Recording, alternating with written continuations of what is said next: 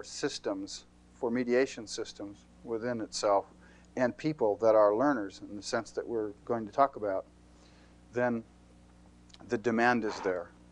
The demand is there that's going to create a different kind of demand on education, and we'll be getting to that. There may be some clumsiness as I operate this, because the particular way this computer is interacting with this screen, a lot of my control buttons are off screen, so I'm having to kind of guess where they might be. So kind of summarizing on business before I move along, some of the questions that I find as I travel through this aspect of the significance of learning is that people are really saying, organizations are really saying, what better customer is there than a learner? A customer that's actually very open, very aggressively pursuing, what is it you really have here? What is it that you're really offering me as a business? What kind of a service, what kind of a product? And really wants to differentiate its real value to themselves. So ultimately, sustainable business demands that their customer become a learner. It's the best thing for the customer, it's the best thing for the business. Likewise, what better vendor than a learner? What better way can the company that's providing materials and services really learn how to do that in a way that fits for the customer business in this case than by becoming a learner? What better employee than a learner?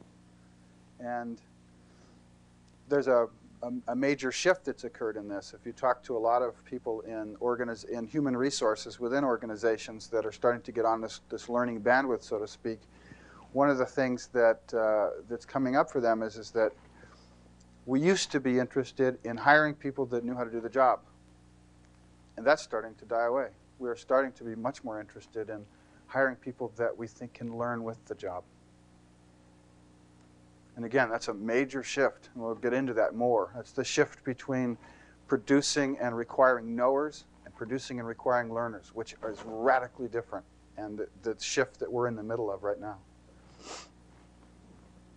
What better manager or leader than a learner? Well, if you talk to Tom Peters, if you talk to Deming, if you go around and talk to the leadership development or creative person development consultants around the country, that's their first attribute as well. We need our managers and leaders to be first and foremost learners, to be able to suspend what they think they know, use it as a resource to learn with, but not to think with in some rigid, excluding way. Again, organizations themselves are really moving towards a greater and greater need for what we call situationally relevant responsiveness, meaning that the way that an organization behaves is situational, meaning it's not what happened yesterday, it's what's happening now.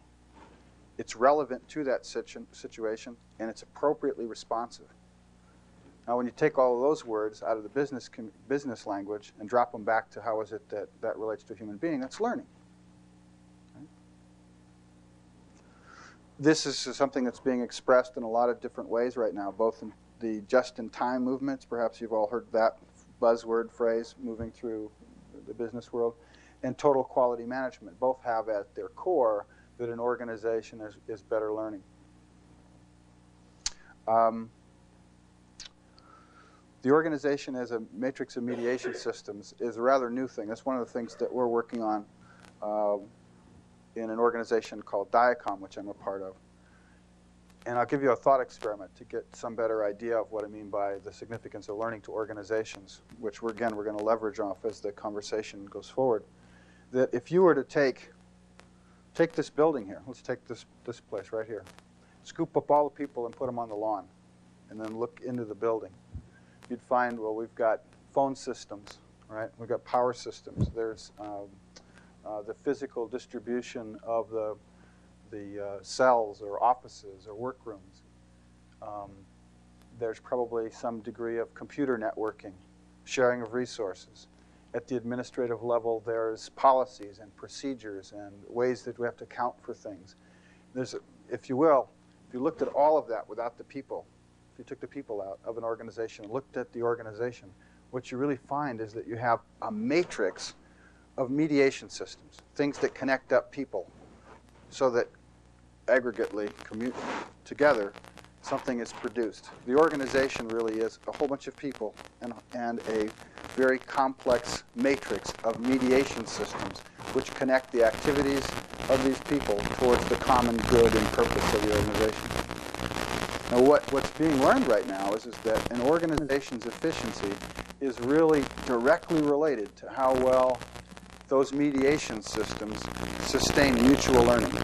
That on both sides of the mediation that's happening, whether it's the way that a cubicle relates to another cubicle, the way that network resources occur in a computer environment, the way that a policy, an economic policy or an accounting procedure is handled, that the more that every one of those things that system things that connect people and that regulate people's behaviors with respect to one another create opportunities for the people on both sides of it to be learning together, the more efficient the organization. And we're going to get to that. That's what we call the mutual learning-oriented relationships. And that's the key from an organizational point of view. That's a key. There's no the keys. That's a key to the future that we need to move towards looking at our relationships as mediated by systems like policies, procedures, technologies, as if they're tubes between us that we are legislating how we relate to one another. And the degree to which they're actually allowing us to learn from each other while we're doing what we're doing is the key, a key, to how the organization's learning.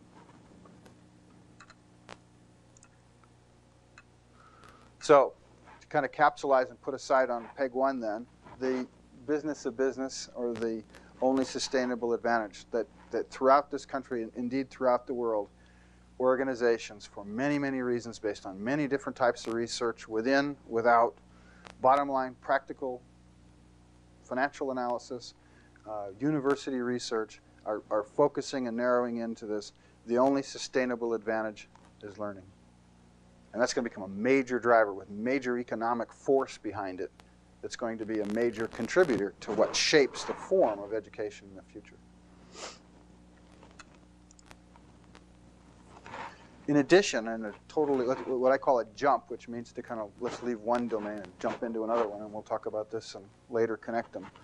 In the areas of individual well-being, in the areas of health, in terms of humanistic psychology, the self-esteem movement, studies about individual peak performance, the flow or optimal experience psychology that's evolving, bioenergetics and somatics, which have to do with the participation of the whole nervous system and body in the psychological well-being of how somebody is, holistic health sciences, various approaches to rehabilitation, studies of creativity, and the list actually goes on and on. The point being that aspect of research that deals with what is it that makes an individual human being more healthy and happy. That if we take those down to their ground, down to their essential statements, from a psychological point of view, and this is a very simple but sometimes difficult point to grasp. Not only do I learn, most of I is learned.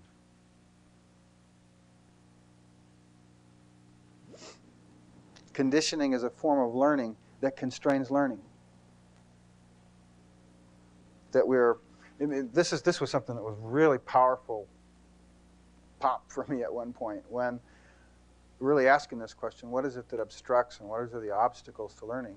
That the obstacles to learning, one could say, well, there's a certain genetic modulation. There's certain propensities that somebody might have in that respect. There are certainly post-birth physical traumas that might affect somebody's capacities for learning. But fundamentally, the obstacles to learning are what we learn. The human capacity for learning is magnitudes of order beyond the human capacity for facilitating learning.